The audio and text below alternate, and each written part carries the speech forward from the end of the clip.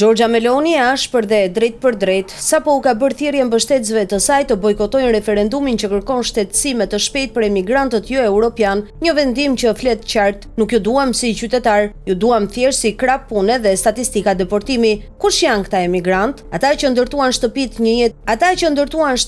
një jetë dinjitoze atje, artist, sipërmarrës, teknolog, mjek, njerëz që shërbejnë dhe mbijetojnë çdo ditë me frikën e lejes së qëndrimit. Por çfarë bën kryeministri i shqiptarëve kudo që janë? Asgjë, heshtje me zë të ulët. Ky është Edi Rama, vëllai i motra Giorgias, siç e quan ai me zellin e një shërbyesi të bindur, dhe ndërkohë që ajo u mbyll derën shqiptarëve në Itali, Rama i hap dyert e gjadrit për t'i kthyer në gardian të kampit të refugjatëve që Evropa nuk i do. Për të huajt ndërton burgje për shqiptarët që jetojnë në Itali prej dekadash, as edhe një deklarat, sepse me Melonin Rama bën marrëveshje jo moral dhe për hir të këtyre marrëveshjeve ai nuk përmend asnjëherë dhunën institucionale që u bëhet shqiptarëve në emër të mbrojtjes së identitetit italian. As nuk i shkon në mendje të kërkoj publikisht mbështetje për qytetarët e vet, për shqiptarët që punojnë, paguajnë taksa dhe votojnë në komunat italiane. Po pse hesht kryeministri? Sepse ai nuk ka qytetar, ka projekte, nuk ka popull, ka plane, nuk ka komb, ka kontrata.